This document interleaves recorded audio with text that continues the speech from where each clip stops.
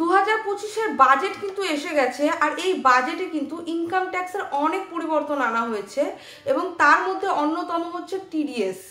আজকের এই ভিডিওতে আমরা ডিসকাস করব যে টিডিএস কখন ডিডাক্ট করা হবে, কত পার্সেন্ট টিডিএস কাটা হবে, সিনিয়র সিটিজেন এবং জেনারেল সিটিজেনদের জন্য এর এফেক্ট কি আছে, এই টিডিএস এর হাত থেকে আপনারা নিজেদেরকে সেভ করবেন কিভাবে, এবং যদি কোনো জয়েন্ট অ্যাকাউন্ট থেকে থাকে তাহলে কার নামে টিডিএসটা ডিডাক্ট করা হবে।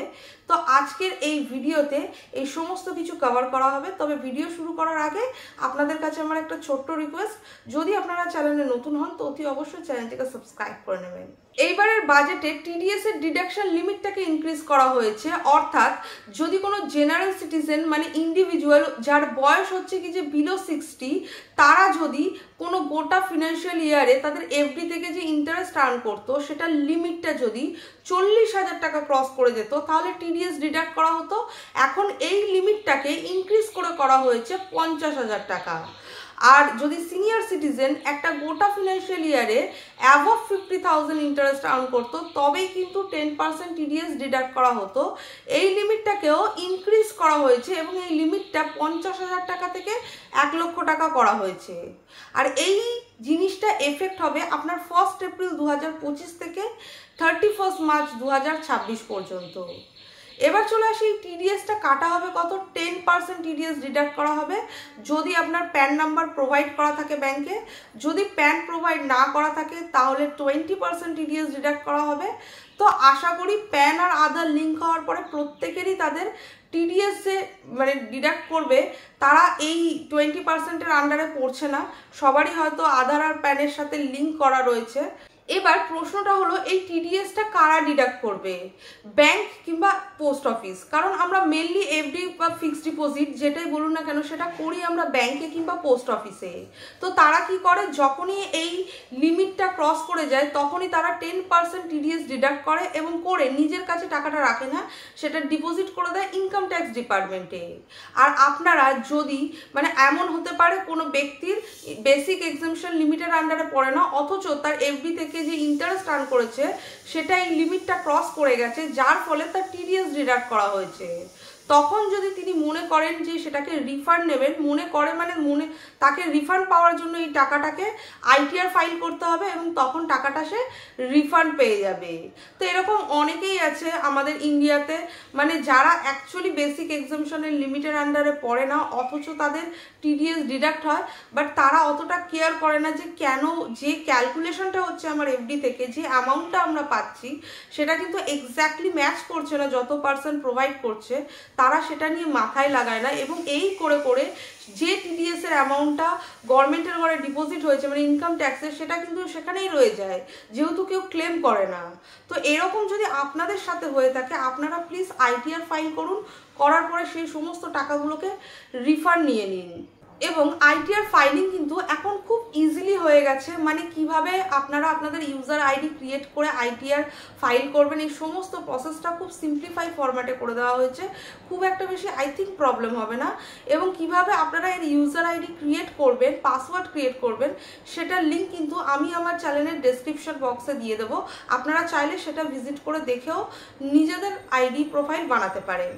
এবার আমরা দেখে নেব যে আপনারা যদি কোনো ব্যাংকে এফডি করে থাকেন তাহলে তার থেকে কিরকমভাবে টিডিএস কাটবে, মানে কতটা কিরকম কাটবে আর কিরকম এফেক্ট পড়বে, এই পুরো জিনিসটা আমরা কয়েকটা এক্সাম্পলের মাধ্যমে দেখে নিই। কারণ অনেক কিছু কোয়ারিজ থাকে যেগুলো আমাদের মাথায় তো হিট করে বাট আমাদের কাছে ক্লিয়ার থাকে না।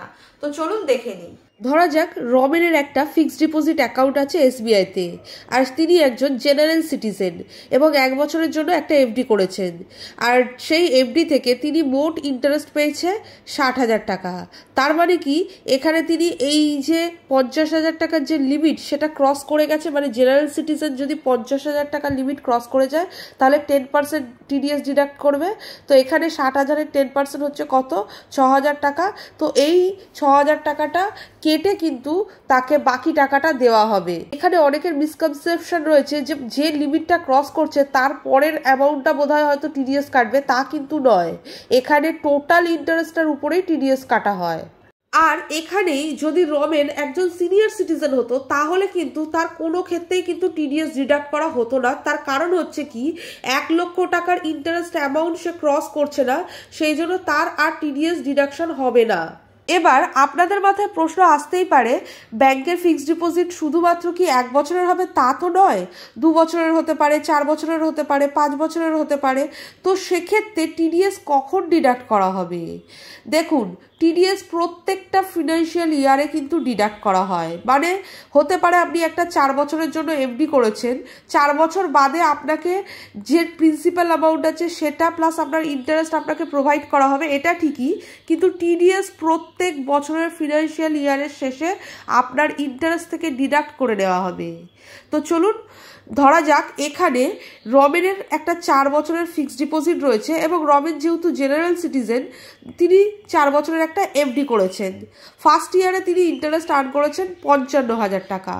অর্থাৎ এখান থেকে যেহেতু তিনি 50,000 টাকার লিমিট ক্রস করে চলে গেছে, তাই 5,500 টাকা টিডিএস হচ্ছে।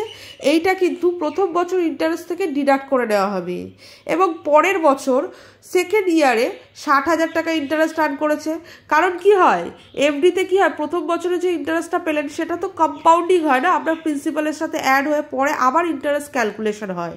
তো সেটা হয়তো আপনি দেখতে পাচ্ছেন না, কিন্তু ক্যালকুলেশনটা এইভাবেই হয়।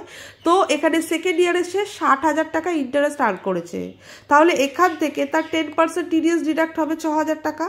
তারপরে থার্ড ইয়ারে তিনি দেখা গেল 65,000 টাকা ইনকাম করেছে ইন্টারেস্ট থেকে, সেখান থেকে হয়তো তার 10% টিডিএস ডিডাক্ট হয়েছে 6,500। ফোর্থ ইয়ারে গিয়ে দেখা গেল হয়তো 70,000 টাকা ইনকাম করেছে, সেখান থেকে 7,000 টাকা টিডিএস ডিডাক্ট করা হলো। তো এইভাবে টোটাল যে ইন্টারেস্টটা হলো সেইটা আপনাকে লাস্টে আপনার প্রিন্সিপালের সাথে আপনাকে রিটার্ন দিয়ে দেওয়া হবে। এবার এখানে আরও একটা ইম্পর্টেন্ট কথা বলতে চাই, সেটা হচ্ছে কি, ধরুন আপনার যতগুলো ফিক্সড ডিপোজিট আছে তার যে টোটাল ইন্টারেস্ট তার উপরে কিন্তু টিডিএস কাটায় না। আপনার প্রতিটা ব্যাংকে যে এফডি আছে তার থেকে যে ইন্টারেস্ট পান সেটার লিমিট যদি আপনার জেনারেল সিটিজেন 50,000 আর সিনিয়র সিটিজেন 1 লক্ষ টাকা ক্রস করে তাহলে কিন্তু টিডিএস ডিডাক্ট করা হবে। এখানে দেখা যাক রমেনের এসবিআইতে একটা অ্যাকাউন্ট রয়েছে, পিএনবিতে একটা অ্যাকাউন্ট রয়েছে এবং ইন্ডিয়ান ব্যাংকে একটা অ্যাকাউন্ট রয়েছে। প্রথম ব্যাংক থেকে দেখা যাক তিনি 60,000 টাকা ইন্টারেস্ট পার ইয়ার আর্ন করে থাকে, আর সেকেন্ডে তিনি 30,000 টাকা ইন্টারেস্ট আর্ন করছে পার ইয়ার, আর যে থার্ড ব্যাংক রয়েছে সেখান থেকে তিনি 20,000 টাকা আর্ন করছেন পার ইয়ার। তো এখানে একটা জিনিস দেখুন যে প্রথম যে ব্যাংক রয়েছে এসবিআই, সেখানে 60,000 টাকা ইন্টারেস্ট আর্ন করছে, মানে কি 50,000 টাকার লিমিট ক্রস করছে, সুতরাং 10% টিডিএস ডিডাক্ট করা হবে 6,000 টাকা কেটে, তাকে বাকি যে 54,000 আছে তাকে পে করা হবে। কিন্তু বাকি যে দুটো ব্যাংক রয়েছে পিএনবি আর ইন্ডিয়ান ব্যাংক, সেখানে কিন্তু লিমিটটা ক্রস করছে না, সবাই কিন্তু 50,000 টাকার নিচে আছে, সুতরাং এই দুটো ব্যাংকে কিন্তু কোনো রকম টিডিএস কাটা হবে না। জয়েন্ট অ্যাকাউন্টের ক্ষেত্রে টিডিএস কার অ্যাকাউন্ট থেকে ডিডাক্ট করা হবে এটা একটা বিশাল বড় প্রশ্ন। মানে ধরুন হাজব্যান্ড অ্যান্ড ওয়াইফের একটা জয়েন্ট অ্যাকাউন্ট রয়েছে এবং তারা ইয়ারলি এফডি থেকে ইন্টারেস্ট আর্ন করছে 1,20,000 টাকা, তাহলে এখান থেকে তার টিডিএস ডিডাক্ট করা হবে তার নামে যার অ্যাকাউন্টটা প্রাইমারি অ্যাকাউন্ট রয়েছে। যদি হাজব্যান্ডের অ্যাকাউন্ট প্রাইমারি থেকে থাকে তাহলে হাজব্যান্ডের অ্যাকাউন্ট থেকে টিডিএস ডিডাক্ট করা হবে, আর যদি ওয়াইফের অ্যাকাউন্ট প্রাইমারি থেকে থাকে তাহলে তার অ্যাকাউন্ট থেকে টিডিএস ডিডাক্ট করা হবে। এবার আমরা জানবো এই টিডিএস এ ডিডাক্ট হয়ে যাচ্ছে, এই টিডিএস আপনারা সেভ করবেন কিভাবে। তার জন্য আপনাদেরকে কি করতে হবে, ব্যাংকে 15G আর 15H ফর্মটা ডিপোজিট করতে হবে, যাতে ব্যাংক আপনাদের কাছ থেকে কোনো রকম টিডিএস ডিডাক্ট না করে। এটা একটা ডিক্লারেশন ফর্ম, তবে এটা সবাই সাবমিট করতে পারে না, যারা আর কি এই বেসিক এক্সামিশন লিমিটের আন্ডারে পড়ে, অর্থাৎ যদি কোনো জেনারেল সিটিজেন যাদের বয়স 60 নিচে তারা যদি একটা গোটা ফিনান্সিয়াল ইয়ারে আপ টু 2.5 লাখ টাকা পর্যন্ত রোজগার করে তাহলে তারাই 15G ডিপোজিট করতে পারবে। আর যদি কোনো সিনিয়র সিটিজেন যদি একটা গোটা ফিনান্সিয়াল ইয়ারে 3 লক্ষ টাকা পর্যন্ত রোজগার করে তাহলে 15H ফর্ম ডিপোজিট করতে পারবে। সিনিয়র সিটিজেনদের বয়স হতে হবে 60 বা 60 অ্যাভাব, আর যদি কোনো সুপার সিনিয়র সিটিজেন যারা 80 বা 80 অ্যাভাব তাদের বেসিক এক্সামিশন লিমিট হচ্ছে একটা গোটা ফিনান্সিয়াল ইয়ারে 5 লক্ষ টাকা। তো এই বেসিক এক্সামিশন লিমিটের আন্ডারে যারা পড়ছে তারা অতি অবশ্যই 15G আর 15 FD ফর্ম ডিপোজিট করলে তাদের FD থেকে যে ইন্টারেস্ট আর্ন হচ্ছে তার উপর কোনো রকম TDS ডিডাক্ট করা হবে না। আর এখানে প্রশ্নটা হলো এই ফর্মটা আপনারা কখন ডিপোজিট করবেন না, এটা সব সময় ফিনান্সিয়াল ইয়ারের স্টার্টিংয়েই আপনাকে ডিপোজিট করে দিতে হবে। যেহেতু TDS এর ডিডাকশন লিমিটটাকে 2025-এর বাজেটে ইনক্রিজ করা হয়েছে, যেটা অ্যাপ্লিকেবল হবে 1 এপ্রিল 2025 থেকে। আর আপনারা যদি প্ল্যান করে থাকেন যে FD করবেন, তাহলে 1 এপ্রিলে গিয়ে আপনাকে এই ফর্মটা ডিপোজিট করে দিতে হবে। তো একটা প্রসেস তো আমি বললাম কিভাবে আপনারা আপনাদের TDSকে সেভ করবেন। আর সেকেন্ড পয়েন্টটা হচ্ছে কি না, আপনি যত অ্যামাউন্টের FD করতে চাইছেন সেটাকে কিন্তু আপনি সেই অ্যামাউন্টটাকে কিন্তু স্প্লিট করে দিতে পারেন এবং আলাদা আলাদা ব্যাংকে FD করতে পারেন। তাহলে কি হবে, আপনার কিন্তু ওই যে ডিডাকশন লিমিটটা রয়েছে সেটাকে ক্রস করবে না। তার ফলে কি হবে, আপনার কাছ থেকে কোনো রকম TDS ডিডাক্টই করা হবে না। ফর এক্সাম্পল, ধরুন আপনার কাছে 10 লক্ষ টাকা আছে, আপনি একটা FD করতে চাইছেন। এই 10 লক্ষ টাকা হয়তো SBI-তে আপনি FD করছেন এবং সেখান থেকে হয়তো দেখা গেল 8% ইন্টারেস্ট দিচ্ছে, আপনি সেখান থেকে ইন্টারেস্ট আর্ন করছেন 80,000 টাকা। তার মানে কি, এটা 50,000 টাকার লিমিটকে ক্রস করছে। আর আমি এটা জেনারেল সিটিজেনদের জন্য বলছি, 50,000 টাকার লিমিট ক্রস করছে। সুতরাং এই 80,000 টাকার উপরে আপনার 10% TDS ডিডাক্ট হলে 8,000 টাকা হবে। কিন্তু সেখানেই যদি আপনি এই 10 লক্ষ টাকাকে যদি স্প্লিট করে দেন, মানে 4 লক্ষ টাকা SBI-তে করে দেন বা 3 লক্ষ টাকা আপনি PNB-তে, বাকি 3 লক্ষ টাকা আপনি ইন্ডিয়ান ব্যাংক বা অন্য কোনো যে কোনো ব্যাংকে আপনি করে দিতে পারেন, তাহলে কিন্তু আপনার ইন্টারেস্ট যদি 8% হিসেবে ক্যালকুলেট করেন, তাহলে 4 লাখের ইন্টারেস্ট হবে আপনার 32,000 টাকা আর 3 লাখের ইন্টারেস্ট হবে 24,000। তো সেখানে দেখুন এরা কিন্তু ডিডাকশন লিমিটের যে অ্যামাউন্টটা রয়েছে সেটা ক্রস করছে না, তাহলে কিন্তু তাদের কাছ থেকে কোনো রকম TDS কাটা হচ্ছে না। আরও একটা প্রসেস আছে, সেটা হচ্ছে কি, অনেক সময় হয় কি, আপনি যদি আপনার বাড়ির কোনো সিনিয়র সিটিজেন থেকে থাকে, তার নামে যদি আপনি FD করেন, তাহলে সেখান থেকেও কিন্তু যেহেতু তাদের ডিডাকশন লিমিট 1 লক্ষ টাকা ক্রস করছে না, তাদের নামেও যদি আপনি FD করেন, সেক্ষেত্রেও কিন্তু আপনি এই TDS-এর হাত থেকে বেঁচে যাবেন।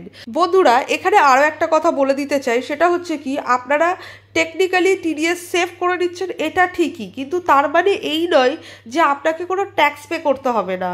মানে আপনার ইনকামটা এখান থেকে যেটা জেনারেট হচ্ছে ইন্টারেস্ট থেকে, সেটা কিন্তু অটো জেনারেট হয়ে যাচ্ছে পোর্টালে। আর AIS রিপোর্ট কিন্তু এটা শো করছে আপনি কত টাকা আপনার ফিক্সড ডিপোজিট বা ইন্টারেস্ট থেকে আর্ন করেছেন।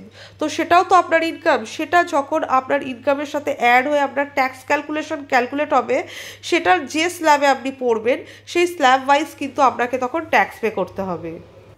বন্ধুরা, ভিডিওটি যদি ভালো লাগে লাইক শেয়ার সাবস্ক্রাইব করতে ভুলবেন না। আর যদি ভিডিও আপনারা ফেসবুক পেজ থেকে দেখে থাকেন, অতি অবশ্যই চ্যানেলটিকে ফলো করে নেবেন। ভিডিওটি দেখার জন্য অনেক ধন্যবাদ।